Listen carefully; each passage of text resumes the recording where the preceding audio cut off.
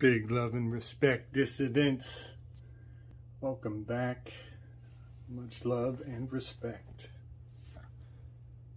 I've got a bit of a buffet, a black pill buffet on offer here today. Technically, no, to be more accurate, this is the original red pill. This is the original red pill. That term got co-opted. A lot of people don't talk about this.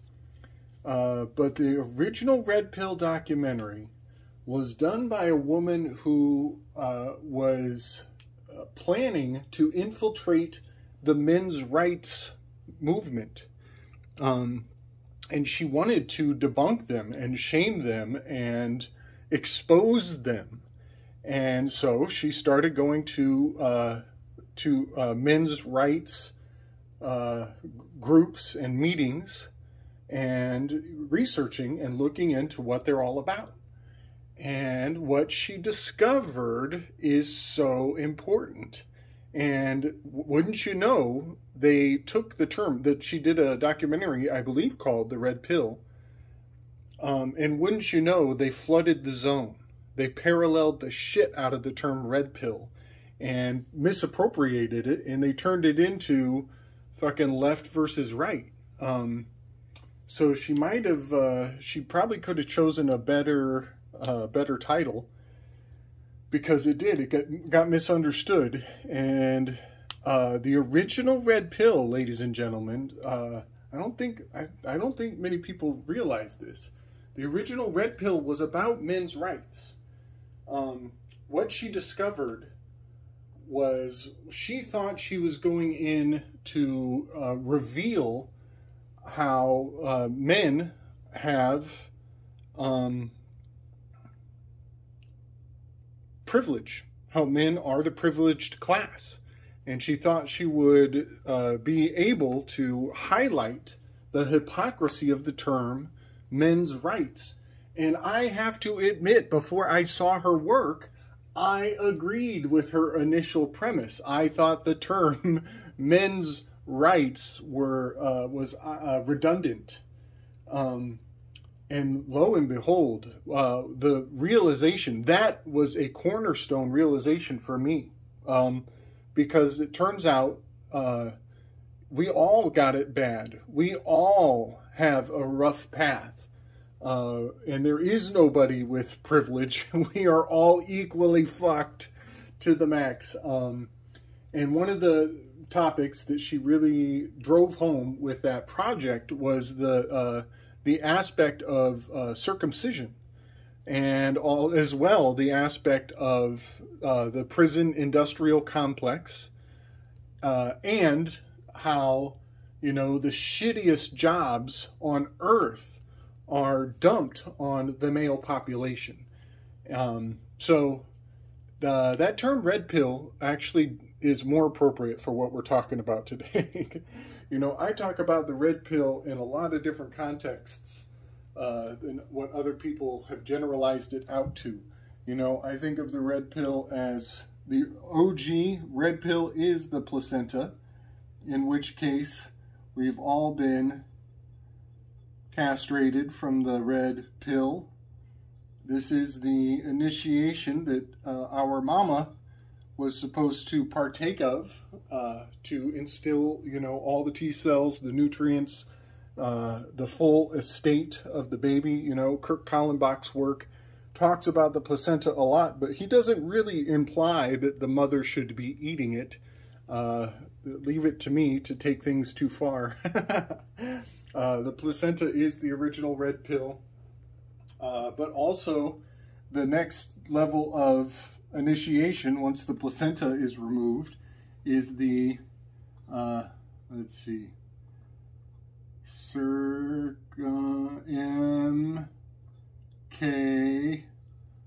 size. You're circumcised. And that is what we're really going to talk about for the most part on this particular installment. I love how my handwriting gets more and more childlike the further I reach out. All right. yeah, we're going to talk about circumcision and, castration, so to say. We're castrated from the placenta, and we're circumcised from, the hood, the brotherhood. I'm reading a book. It's taken me forever. I did not think it would take me this long. It's not a big book. I definitely recommend everybody get your head around Moses and monotheism. It is a thin little read, barely 200 pages, I think. Yeah, not even 200 pages. It's a very good book. It's written by Sigmund Freud. It is actually part 2 of, he wrote a book before this called Totems and Taboo, something like that. I might be fucking that up. But anyway, and in that book, he is revealing that the God of the ancient Israelites was very likely a volcano god. And along with many other things. That's not all that the book is about, but that's one of the many revelations in this book. And he is sussing out the many mysteries of the Moses, the baby, he of the water, he who was taken from the water.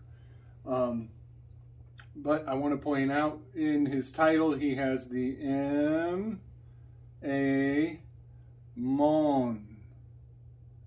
Mammon, or the M-A-M, Moses and monotheism, but encoded in the name is Mammon. And that is pretty profound to me. Might have been a Freudian slip on his own part. Mammon, we talked about a couple of videos ago. Mammon is false valuation. It is uneven weights and measures. It is it's usury. Mammon is usury. So that's just something to think about. It is really something to think about. And one thing that he talks about in this book is that what Moses extracted out of Egypt was monotheism. He took the Akhenaten concept of Ammon and removed it from a polytheistic system, which is not really what I'm getting into. But while they extracted monotheism from Egypt, they also have weaponized a lot of the symbolic ritual of Judaism to be iconoclastic to Egyptological observances. So things like sacrificing a goat, that is a symbolic fuck you to Egypt, where they came from, because Egypt venerates the goat. They exalt the goat and the ram. These are sacred animals in their pantheon. So for the Israelites to go forward and sacrifice those animals is like saying, fuck you and your clique to the Egyptians. But what is strangely enigmatic about this fuck you Egypt is that the Hebrews retained the practice of circumcision. So while they're saying F you Egypt, they are still using a uniform commercial code that is based on the circumcision of children at a young age. And that is the bris milah, or the Brit Milah, which if you look at the spelling of that, it is, the spelling is actually, there's like 4 different ways to spell that word. Very typical obfuscation of a super controversial practice. But if you look at Brit Milah, it makes me think of the British Islands. It also makes me think of Bohemian Rhapsody. And a while back, Mario Garza was throwing out that Solabusca deck and some images around the strength card of the Solabusca deck where they're about to throw a baby into the fire. And it was just crazy because the same day he put out that image, I was researching this Brit Mila, which is in the lyrics of Bohemian Rhapsody. And it just fit the card to a T on the day that he was researching that card. So I just love how everything Mario does is running parallel to my thoughts on the exact same days. Big up, Mario. Much love, brother. So yeah, this is kind of our topic. We're going to talk about the original red pill, the bris milah, circumcision. You know, a lot of nasty, gnarly shit is our subject matter. I'm going to have some fun with this title, I'm sure. But anyway, so recently, I'll link the show in the notes below. We did a entire breakdown of the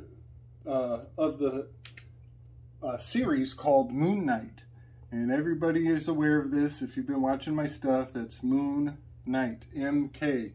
And it is all about MK Ultra. They are not hiding it anymore. They're getting more and more flippant with the signs and the symbols. But yeah, in Moon Knight, there is a psychologist who has who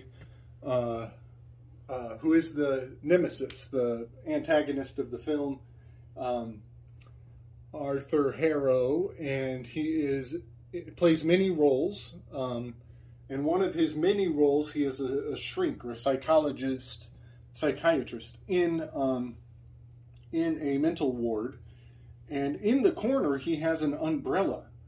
And the umbrella is not central to his character, but it is a symbol of Sigmund Freud.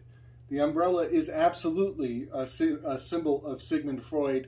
And in our breakdown, we point out the fact that he also quotes Carl Jung. So, you know, those are two pillars of psychology in and of themselves, and their difference of opinion is crucial to understand the nuance of their relationship. It's so symbolic. It is in and of itself an archetype to humanity, that Jung and Freud were so close for so long, and why they split up, and what paths they took afterwards. It's almost a New Testament in and of its own right. But anyways, this character in the film, he brings forward the concept that is relatively modern, called the organizing principle, and he talks about it as though it's new to the collective. But I don't believe that. I believe that many of the aspects of psychology are ancient. And part of the reason I believe that is because I perceive the depth of the mystery of ancient mythology. They clearly knew about the organizing principle in ancient mythology, particularly Greek mythology, is just highly advanced in knowing the significance and the value of trauma. So in Moon Knight, he talks about the organizing principle is a psychological response to a traumatic experience, where people will generate a false perception of reality in a desperate attempt at gaining control, at making sense of a nonsensical world. And that little line opened up a lot of thought. It stimulated a lot, it inspired a lot of theoretical reflection in my personal mind. And I shared it in the show. I'll try to link maybe all of the whole series we did with the Marvelous Demystifiers over on Interverse with Chance Garton and Gordy Two Shoes. It was a good old time. Hours and hours of fun.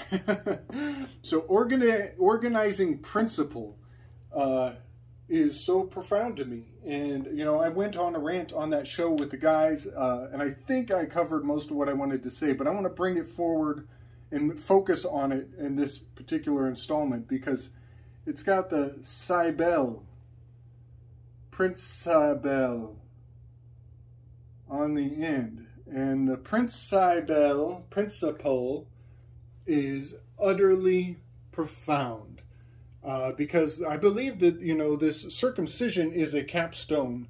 It's a capstone programming, and it goes back to Egypt. That's why the tip of the pyramid is missing.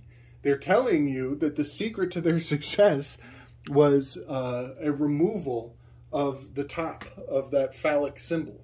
And by doing so, they were able to MK Ultra mind control the labor class into building such a monolithic structure. So it's basically telling the elites for generations to come that the secret to their success is get them while they're young, you know. And Cybele is a goddess of castration, a goddess of blood offerings. You know, anytime you hear Cybele, civil servants, civility, servility, the servile wars, the civil war, all of these things are, even civil disobedience, all of these hail back to this, this construct, this collective construct, this collective trauma that everybody is a part of, particularly the males, hailing back to that Red Pill, the original Red Pill documentary, and men's rights. So this brought up some really far out thoughts for me. This organizing principle being inevitable psychological response to trauma. It instantly made me think of you know, how circumcision is a covenant. It's considered a covenant. A covenant is a very interesting term. It is an agreement. It is a contract.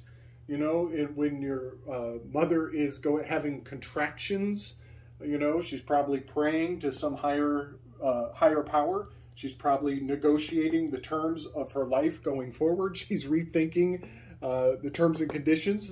She's making a covenant. When she brings a child into this world, there is an agreement that will be made.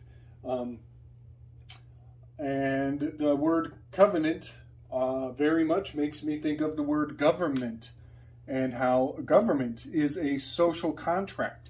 So the baby comes into the world, there's a little birth certificate thing going on. A birth certificate is nothing less than a proof of an organization being organized. That is the definition of what being enfranchised through your birth certificate. It is a organizing principle. Your birth certificate is an organizing principle, and it generates a social contract that you will be a member of this government covenant collective trauma experience. So this is the fundamental of the program. This is programming. This is mind control. Governe mentis.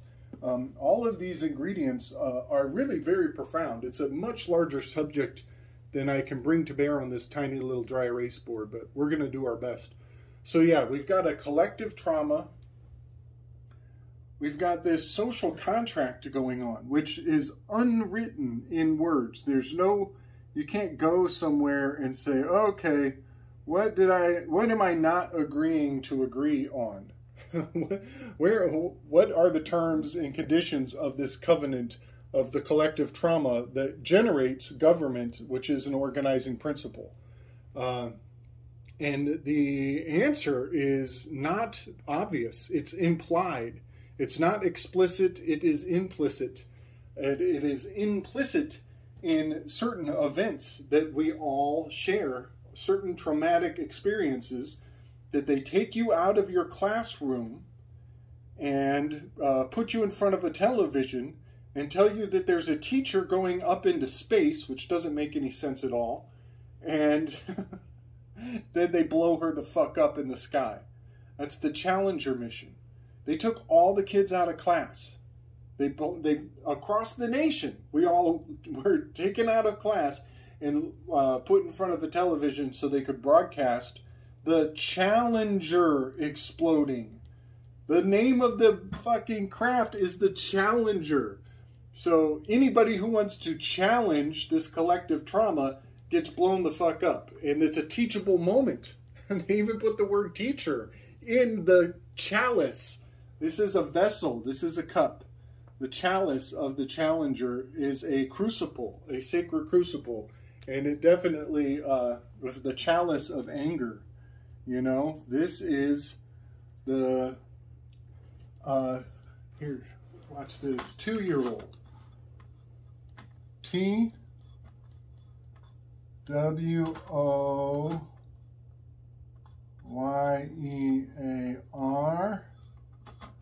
rolled. This is your warrior role.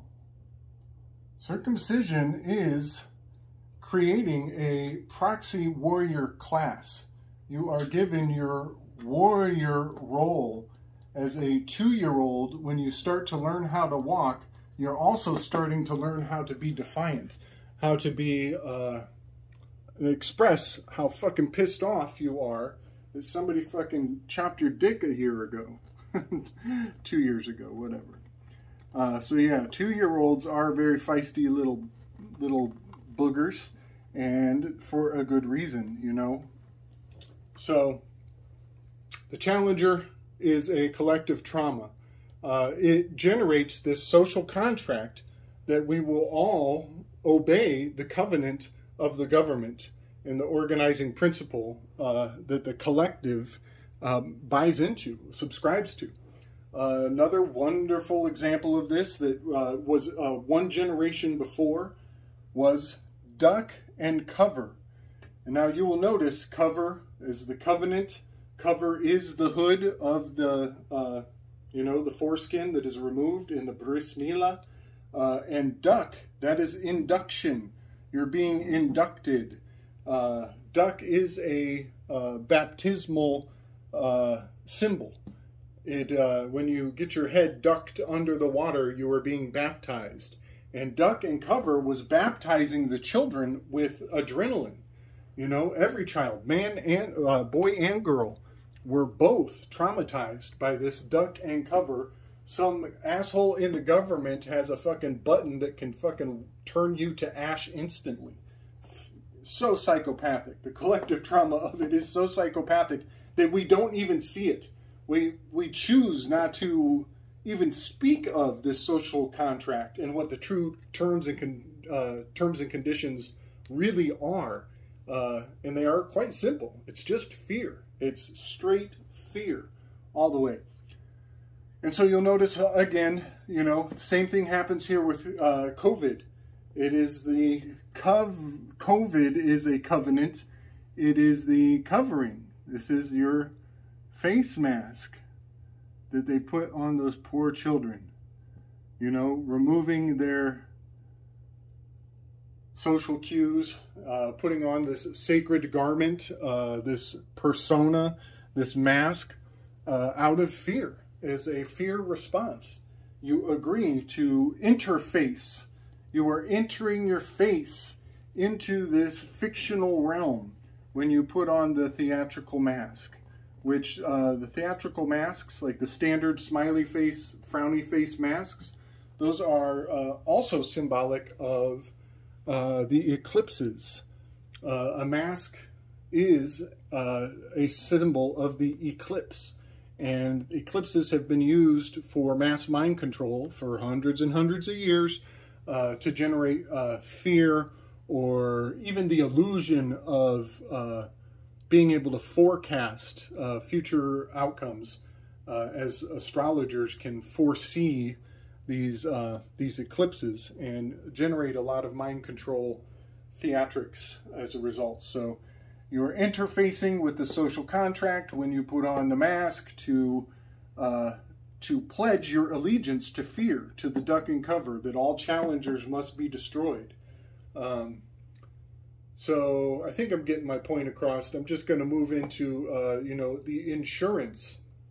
This came up in the show regarding Moon Knight. You know, insurance really truly does run the world.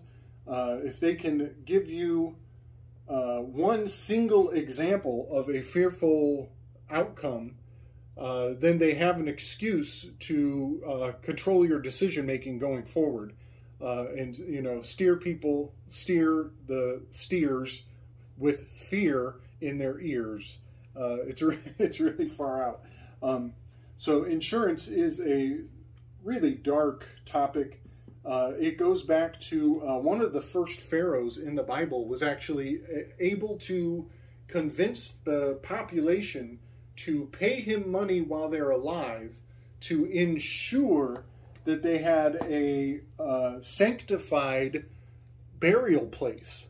So he actually was able to extract money from huge masses of people for a promise that they would never even get to fucking benefit from. And he made himself incredibly filthy rich and gained the admiration of the powers that be in those days and became one of the first original pharaohs. Forget his name, I forget the book. I just know that insurance comes from the pharaohs, from the line of the pharaohs. And so in the Moon Knight project that we did, we talked a lot about the statuaries and, you know, graven images. Let's see if I can write this with a 4-year-old capacity here. The graven image. And how it's called the Ushapti is a old statue that the priest class had a unreasonable amount of superstition around graven images, and they would call the Ushapti an answerer. And in our breakdown of Moon Knight, we talked about how Abraham in the Bible went into the temple because he did not believe in these graven images, these statues. He did not believe they had the powers that the priest class were telling all the masses that they had. He smashed all the statues except for Moloch, the largest of the statues. And then he took the stick that he used and put it in the hands of Moloch and left the temple. So it would appear as though Moloch had done all the smashing. And when the priests came back, they were like, you know, who did this? And the fact that they did not come to the conclusion that Moloch had done the smashing, as Moloch was holding the staff that had smashed all the other statuary, and the fact that they called Abraham forward to answer for what he had done, Abraham very craftily said, "Why haven't you asked Moloch? He's the one holding the statue. You told everybody that the statues are talking to you. Why haven't you talked to the largest alpha statue in your temple?" And that was his way of tricking them into exposing the fact that graven images, they don't fucking talk. They have zero accountability. It's a dark insurance policy to put your faith into statuary, something that is unalterable. You know, something that does not have the spirit of the spoken word. So this is just a very interesting topic that came up in the Moon Knight project, and I just wanted to kind of put that forward, you know, because the statuary and the graven images, it reminds me of statutes and codes and immovable law, which the government is based upon. You know, that's why Washington is mostly monuments made out of stone. You know, they're still venerating these graven images. These immovable monoliths of culture are still central to the powers that presume to be. And there is a theory that the cement, the actual building blocks of these monoliths, are literally infused with blood. I believe that that is quite a rabbit hole in and of itself, but the use of maybe blood and bone infused into those stones, it trips me right the hell out. But I do believe there is something to that idea that, you know, there is flesh and trauma stored up in the graven images of these ushapti, these statutes and statuary and pillars of law. So last but not least, you know, we talked about this in the Moon Knight project. Everybody, I really highly recommend, you know, take some time, get into that series that we did. We had a lot of fun with it. Extracted a lot of gems. But officer, you know, this word officer, I hear a lot of people breaking it down a million, thousand, trillion ways. I'm down. I dig it. You know, it's got the off ice. It's got all that, putting you on ice. But biblically, that translates to eunuch of the Pharaoh. The officers were the eunuchs of the Pharaoh because they had given up their potency, their ability to make a decision, to gain the favor of the Pharaoh. And that's really far out. That's really something to think about. I still get a lot of mileage out of the context of reality that knowing this fact adds to my life. But I found a funky ass anagram, super funky anagram in the word officer. It's also a Pharisee. Look at that. You double the F's, which is, you know, PH is an F. And then you get erosi, the Pharisees. And the Pharisees were answering to the graven image, to the letters of the law. And I'm going to read just a quick snippet, the definition of Pharisee, but just in case anybody's not familiar of what the Pharisees were, they were, it's from 1961, Webster's Dictionary, one of a sect among the ancient Jews noted for strict observance of rites and ceremonies of the written law, and for instance on the validity of the tradition of the elders. So that really blows my mind that, you know, the overseer, the officer is also an overseer.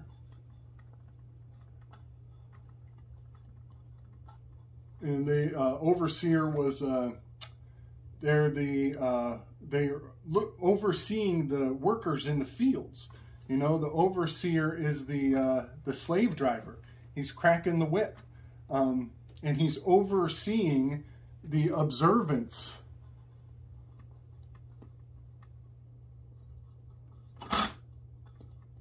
of the law. OB having to do with the Ophi again. The snake, the serpent, the phallus. Yeah, it's amazing to me how this word has been caressed. It's been appropriated over time.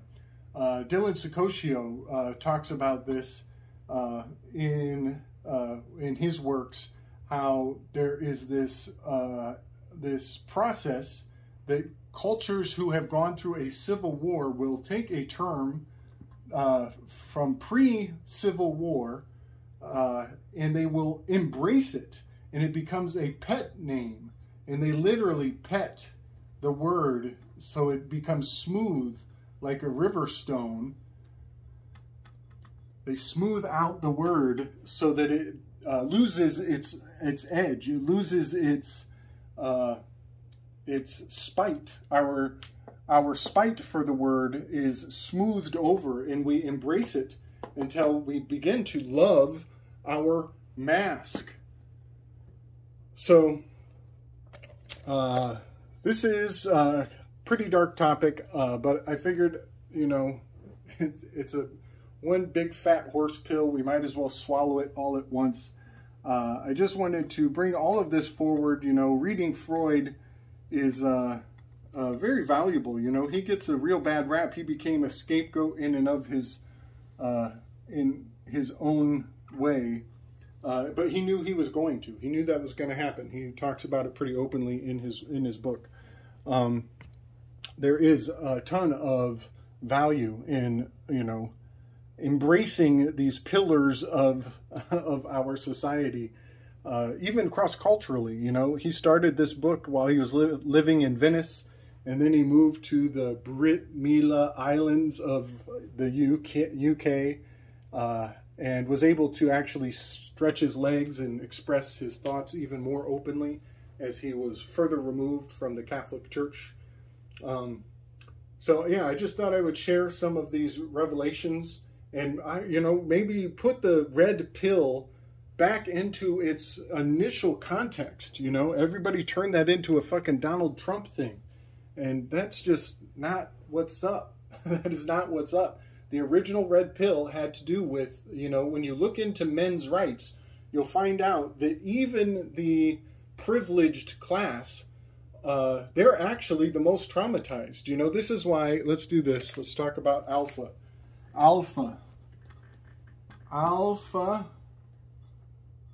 is in your runes, alpha is the ox.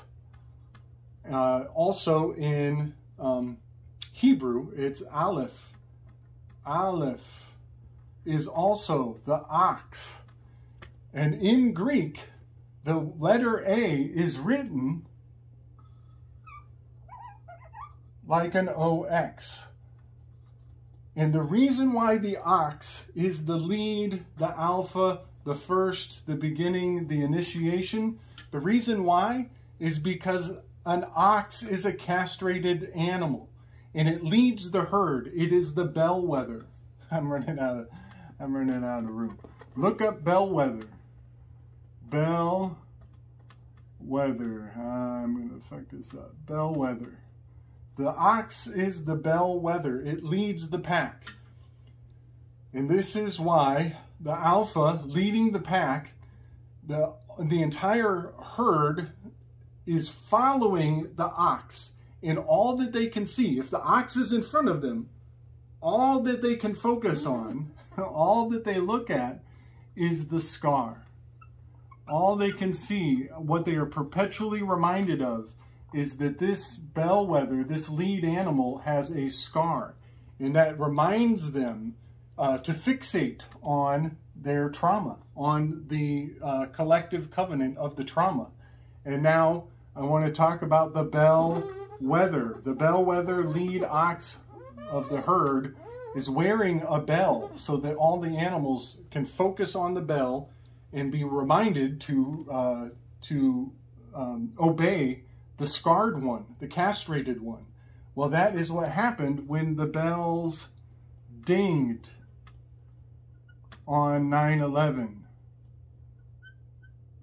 Collective trauma. When the bell dings, the bellwether was calling the herd to be obedient. And this is why alpha, the beginning, the letter A, is a constant reminder that we are in a covenant with a culture who is obsessed and always will be obsessed with trauma. So all of this victim shaming is, it's part of the program too, and I think we should maybe step off, ease off the throttle, because we are all in this covenant of the government, of the social contract, and each and every one of us is uniquely on a path, because we are not herd animals, and on our own unique path, we are realizing this huge scar that happened to our grandparents, grandparents, and everything's starting to come together when we realize how social Darwinism has really, literally made animals out of all of us. So, a lot more compassion is definitely in order, if you ask me. And with that, I'm going to go mow my lawn like a good fucking sheep. But, I'm going to ring the bell as loud as I fucking can. and hope we all get our heads around, the true nature of the place that we're in. So I know that was harsh. I know that was nasty. I know that was a lot of bitching and moaning and whining and crying, but I just want to, bring the truth forward from these aspects of the system that we're in, because it's incredibly archaic, but it's been smoothed out, just like the word overseer and the word officer. We've smoothed it out. It's all become pet names, and now we keep these traumatic building blocks, these fundamentals of the place that we're in. We hold them very close to our heart, and it's just very precious and valuable to see them for what they are, to really analyze what we are attaching to. So I hope that was helpful. Hope it wasn't too scary. All of this learning, it gives just the learning and these realizations, they give me hope. They give me a lot of hope every day. I realize that I was sitting on a treasure trove inside of the things I already knew. And the deeper and deeper I go, the more value I extract from these fabulous musings. There are deities inside of our language, and finding them is its own reward. So hope that makes sense. I hope that inspires and doesn't bring anybody down. I really do prefer to lift everyone up, but this program it's collapsing. It is collapsing, and part of collapsing it is reading it righteously. So love everybody, big respect. I'm going to move on to another project that's going to run a little parallel to this, but it won't be long. And after that, I'm going to probably dial down on the Slick Dissident channel. I got some wild projects cooking up, and it's going to take a while to expand on. So you might not be seeing much coming up in the next few months, as I will be taking a bit of a break. So big love and respect, everybody. Much love, much strength.